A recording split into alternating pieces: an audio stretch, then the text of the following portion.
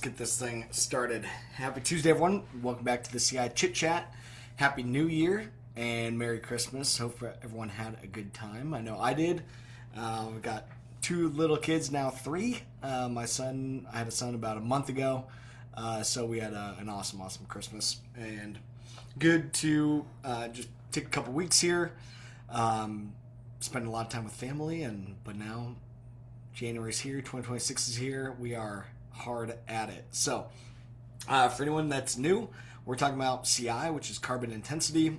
Think of it as the carbon footprint per bushel of corn, soybeans, and our carbon footprint on the farm becomes part of the supply chain's carbon footprint. And namely, working on this because of decarbonizing biofuels as driven by 45Z. 45Z has been a thing now for more than 3 years. First was introduced in the Inflation Reduction Act in August of 2022, and so now we're sitting here more than 3 years into this being law, and still don't have rules, still don't really have things going. But there's a lot happening, a lot to clear up, so let me share a little bit on what has been going on, what we're monitoring, what we're expecting to continue to happen here in 2026. And ultimately, long story short, 2026, it's either going to happen or it's not, right? It's been more than 3 years. By the time things are really going, 3.5 years in, it's going to happen or it's not. The program has been extended. So originally, the tax credit was supposed to be in play for tax years 2025 through 2027. So obviously 2026 being the middle year, but the Big Beautiful Bill extended 45Z from being a 3-year program to being a 5-year program. So we still have time, still have plenty of time to really make this thing happen, but we're still, well into it. There was a bill that was introduced. I don't think it's made it to the actual floor, but in committee and stuff introduced, that would extend the 45Z credit till 2033. So there's still movement on Capitol Hill to extend it. And that bill would not only extend 45Z, but it also increased the total credit for sustainable aviation fuel back up to $1.75. The Big Beautiful Bill reduced the SAF maximum credit from $1.75 down to $1, which made it even with ethanol and biodiesel and whatnot. But this new bill would extend 45Z and increase the SAF tax credit back up to where it was before. So that bill, it's again, a draft was introduced or whatnot last year. Late last year, must have been early December or something like that. Now with Congress being back in session, maybe we'll see that come to light here at some point throughout 2026. Don't know how soon they'll get it done, but seems like it's got decent support, so we'll see. But in the here and now, we don't necessarily need Congress to do anything. They already passed the bill. It's over on the executive branch side of things. Ultimately, 45Z is a tax credit. Therefore, it resides under the jurisdiction of the Department of Treasury and ultimately the IRS. So the IRS ultimately needs to finalize the rules. The status of that is that in the Biden administration, there was multiple small components of guidance and small pieces that were published. And then at the end of the Biden administration, in the last couple of days of the Biden administration in January of last year, right about a year ago, the Biden IRS, they did release a intent to propose a rule and draft guidance. Some of you will remember that. But in that draft guidance, all it really said was, we intend to propose a rule later. Here's a draft of it. And in the draft, all it really said was, we're going to utilize the 45Z CF GREET model, which was a custom CI calculator that was developed by the U.S. Department of Energy. And then a week after that was published, the U.S. Department of Energy did publish that 45Z CF GREET model. It is out there. It was updated in the summer, just a tiny little modification. but it's still sitting still. So the IRS, right before Christmas, middle of December, the IRS did submit some guidance, a preliminary ruling. They submitted over to the White House and the OMB. This is the office, as part of the administration that kind of oversees the language and whatnot. They're kind of like the editors, I would call it. So the IRS wrote the rule. They submit it to these guys for final check and final approval. And then after it passes that approval, it'll get released. Typically, this is a 60 to 90 day process.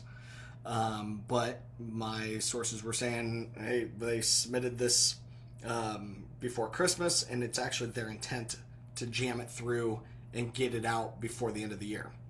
Obviously, that did not happen. I haven't looked here today to see if it got pushed out, but as of late yesterday, it had not been approved by the White House OMB. In this skinny guidance, what I'm hearing and what I understand to be in this skinny guidance is just some small updates to the IRS's draft guidance that came out in January. So the draft was January. Now the skinny rule is intended to be the rule for fuel produced in 2025, therefore 2025 tax filing, and getting the biofuel plants some clarity about how to file their 2025 taxes. My folks in DC, or folks I've been talking with about this rule, when we saw it go over to OMB, they're like, yeah, we think it's just pretty minimal. Again, skinny guidance, not a lot in it, particularly with the farmer integration into 45Z and a feedstock calculator. I don't have any indication that is in that it's in that guidance. Hopefully I'm wrong, but I don't know that there's anything in there. One route that I'm monitoring very closely that maybe will give us an opportunity is, again, the IRS has already said they're going to use the 45Z CF GREET model. I forget if it was December 22nd or 23rd, something like that, kind of like right before Christmas. The Department of Energy actually updated the full GREET model. They call it the R&D GREET model. So the last time that they did one, it was the 2023 GREET model. Now they released the 2025 GREET model. And in this GREET model, they completely redid the feedstock calculator. So this is a big, big deal. Okay, so Department of Energy has the GREET model, and out of it came the 45Z CF GREET model. In the 45Z CF GREET model, there's no feedstock calculator. There's no integration of the low carbon feedstock. There's no credit for cover crops and no-till and manure and those kind of things. It's not in the 45Z CF GREET model. All you can do in the 45Z CF GREET is take the default number for corn, soybeans, or your other feedstock. It's just one size fits all. However, in this updated R&D GREET model, they updated the feedstock calculator, so maybe they'll update that 45Z CF GREET model to match some of the updates of kind of the mega file, I would call it. So you've got the R&D GREET model, that's the overarching model, and then you have 45Z CF GREET, and there's other specific program models that are also derived off of the main GREET model. So I don't know if they are planning on updating the 45Z CF GREET model. I don't know if they are going to get that done and include the feedstock calculator in it that now they've updated, but they did make progress updating the overall GREET, and they completely revamped the feedstock calculator as part of the GREET model.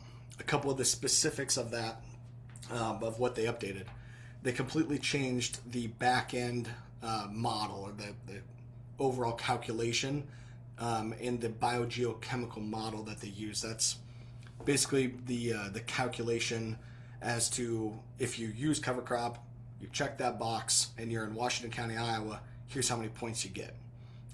That determination is based on the biogeochemical model. It used to be the Century tool is what they were using, the Century model. and now they moved to the decent model, the daily century model. And it is updated, it is a better version, and it probably is going to be more accurate, be better. But regardless, all of our numbers from what we were calculating in the old 2023 version of the GREET feedstock calculator to now this new one, they're going to be different. I've been saying that for years, right? We know that they're going to continue to update the model. That's going to change our numbers. I was playing around with my farm's numbers, and they're within like a half a CI point from the old model versus the new.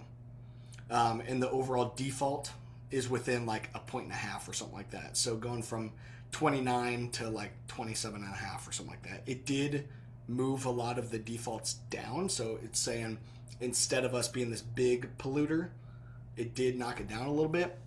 I've only been able to play with it a little bit. It's obviously very new, a lot of holiday stuff going on, but in the little bit that I've played with it, the old Department of Energy feedstock calculator versus this new one, looks like it's going to be okay. Looks like not anything too major. So that back-end calculator changed, but at least in my neck of the woods, didn't make that big of a difference. Maybe in some of the more outside of the I-states, outside as you get further away from Champaign, Illinois, is usually where we see things not always working exactly the way that we expect them to, because Argonne National Lab that created this thing, they're in the Chicago area, tied in with the universities in Illinois. So the further you get away from Illinois, the more wonky some of these things get. But that back-end model changing is important. One of the things that we're really monitoring there is a year ago, the Biden USDA published their own feedstock calculator. Some of you will remember USDA, FDCIC, the USDA feedstock calculator. They said, hey, we don't like the Department of Energy's feedstock calculator. We're going to put out our own. And the main thing that they didn't like is they didn't like the century model. They like decent. The USDA was involved in developing the decent model. A lot of it was out at Colorado State University. And the Comet model was built on top of that. That's a USDA tool. But the decent model is really what USDA likes more than Century, and it is newer. It is a updated version. But USDA went ahead and created their own feedstock calculator because they didn't like the Century model. They wanted decent. Well, now Department of Energy followed suit for the main big model. So I don't know if that means, hey, we hear you, USDA, and we'll just update it ourselves, and therefore the need for a USDA calculator is no more. Or USDA said, hey, DOE, we don't like that old model, use this new one. DOE said, sure, we'll update everything. Now USDA can build their model more easily in alignment with the Department of Energy. I don't know. But the main thing being is that feedstock calculator being updated to this new biogeochemical model, I think it creates more alignment within these different agencies. A couple other the other updates in that feedstock calculator are mostly minor. They changed some of the wording regarding tillage, but it's still basically no-till, reduced till, and conventional till. Cover crops, fertilizer, yield, all that stuff is the same. They changed a couple of the default numbers, but overall it's pretty well the same. There's two other major changes. One of them being they added a bunch of other crops. So the old feedstock calculator was only corn, soybeans, sorghum, and rice, and then Brazilian sugarcane, and it had Canadian corn as well. But they added canola, they added winter wheat, and they added spring wheat. So that's an interesting deal, especially with the big push on canola and other winter oilseed crops and stuff, that they are getting those updated, getting a CI calculator for them. So that's an interesting deal, that they're adding new crops. We knew that was coming. I was talking about them adding canola well over a year ago, and now they got it done. So So that's interesting. And then the other major change is that before they would ask about manure, and they would ask the species of animal that the manure came from, and then tonnage. And if you're using a liquid manure, like liquid hog manure, we had to convert those gallons of liquid manure into tons of applied product. And there's, it's not a perfect science to be able to do that because it's going to be a little different every time. So now what they did is they split out manure as liquid or solid. So now you can put in gallons of liquid hog manure, or you could put in tons of solid manure, as like if you were using a cattle bed pack, or a poultry compost or something like that. So they split that out. Doesn't change anything that much, but it does help clear up that we don't have to use our own calculations and justify our math. They have their own. So backing up a little bit, IRS has this skinny guidance that's at White House OMB right now. They did not get it pushed through by the end of the year, but I anticipate it'll be soon. I don't know if it'll be this week, this month, I don't know. But skinny guidance is at the White House right now for 45Z. I don't know that it has a feedstock component to it. I've not heard that it does. But Department of Energy is updating their stuff, updating their feedstock things. Maybe there's something coming. Last year as well, or in December as well, we knew that USDA has been making a lot of progress getting their rule updated as well, right? So USDA, like I said, they created a feedstock calculator. They created rules about how to audit and verify feedstock CI scores. That was published by the Biden administration in January. They took public comment. They've been updating and integrating that comment. They've been updating their carbon model. And at one point, I was hearing, hey, they're going to get this thing published before Christmas, and that's where we're super excited. But obviously, it did not happen, and I think it's just the cross-department, trying to line the dominoes up and knock them down in the right order. That USDA has their updated stuff, but the IRS wanted to publish their skinny guidance. They wanted to get that done first. And now there's supposed to be updated full 45Z guidance coming, hopefully by early part of Q2 2026. I don't know, but I'm hearing early Q2 2026 that IRS will be updating away from a skinny rule into the full rule, and looking at integrating a feedstock component at that time. So. What we're trying to do is USDA has their component done. They have it ready. I would love to know what's in it. I would love to see it get pushed live, and then we can work on getting it integrated by Treasury and Department of Energy, but getting a lot of mixed feedback on if that's going to be possible. So at this point, we're planning on kind of sitting here in no man's land for another couple months. The positive is it is moving forward. There is intent to include the farmers and include feedstock. We know that there's intent to do that, but it didn't get done, before the end of 2025. Again, people are saying they intend to get it done here in the first half of 26, but I don't know. It's obviously top of mind for me here in this calendar year, and as we really hit the ground running here in 2026. But we'll see what happens. So a couple things that we can do. Number one, we can keep on managing our data, right? I don't know exactly how the details are going to work out, but at least so far in the old Department of Energy feedstock calculator versus the new, not that much change. From a farmer data collection, no change. From the old USDA calculator to what I'm hearing is in the new one, basically no change. As far as the data collection side for the farmers, there's a lot of details that are different, but the farmer data side of things, not that different. So on the farm, we can still keep collecting our data, be ready. I'm not seeing a whole lot of other alternative programs out there. I'm not seeing a whole lot of alternative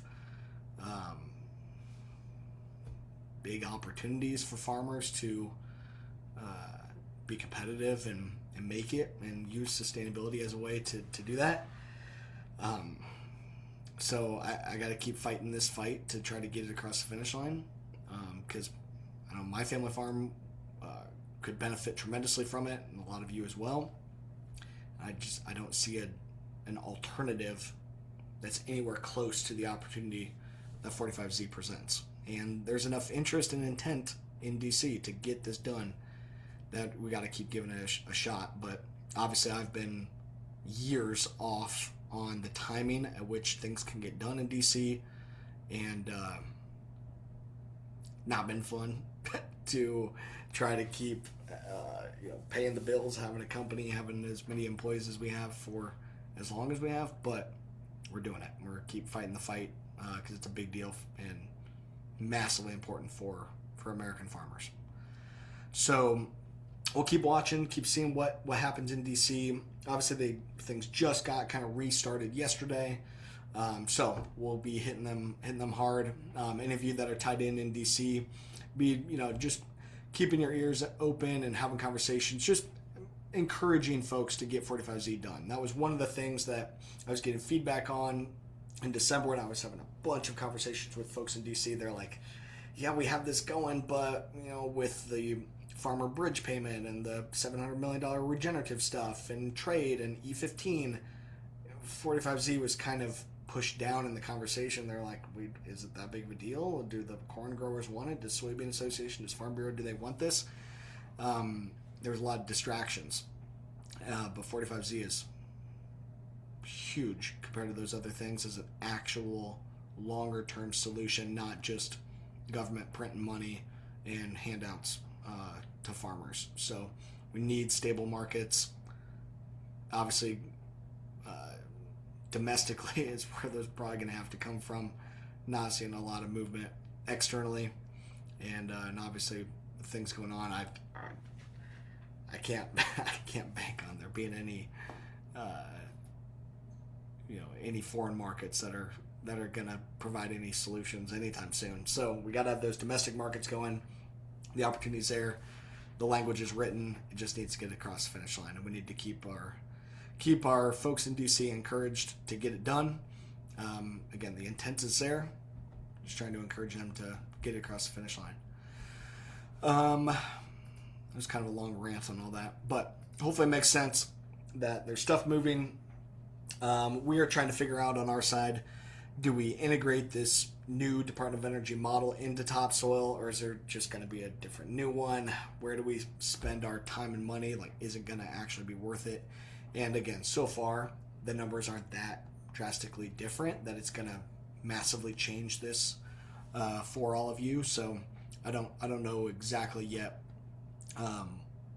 if we're going to integrate this new model, or if it really matters, or we just wait another little bit until we get clarity on exactly what CI calculator is going to be used. That way we update things one time and try to avoid more confusion and get everyone more clarity one time. So I think that's what we got going. Other than that, here at Continuum, trying to keep educating you guys, keeping you posted on anything that I'm hearing. We'll keep pushing out these chit chats and stuff, and especially when things are happening. Obviously, if anything major happens, we'll call an emergency press conference like we've done in the past, get that pushed out there, and try to educate everyone as soon as anything major happens. But at this point, it's watching for the skinny guidance. Maybe there'll be something in there. I doubt it. I'm not hearing that there will be anything, but regardless, when it goes live, we'll read through it in detail, figure out if there is anything beneficial to us in there. I doubt it, but we'll see what happens in that skinny guidance, and then we'll keep working with our folks in DC to get the full program done and make sure that they include the farmers, make sure that the farmers are part of the program. So I think that is it for now, and we'll we'll keep after it. So, other than that, a couple other quick things. I guess that we're monitoring the R&D tax credits continue to really be a big deal. So, if you're doing new, if in 2025 you used new to you hybrids, if you used biologicals, if you used anything that would be considered research, definitely hit us up about the R&D tax credits. It's been a good deal. We're getting it we're in the final steps of utilizing them on our family farm. It can be a good deal for you. And then if you purchased land or inherited land in the last couple of years, there's the fertility tax credits you can use for the built up fertility in that farm. Huge opportunity. We're talking $1,000 an acre in deductions that can be used over a couple of years. It's an awesome deal. So definitely be looking at that. But Tim, do you have a question? Let's see. Tim, I'm seeing your hand raised. If you've got a question, go ahead and unmute and fire away.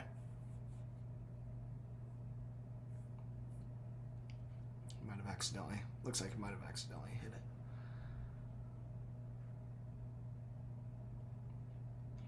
All good. Tim, if you have one, just send me a message or something. We can get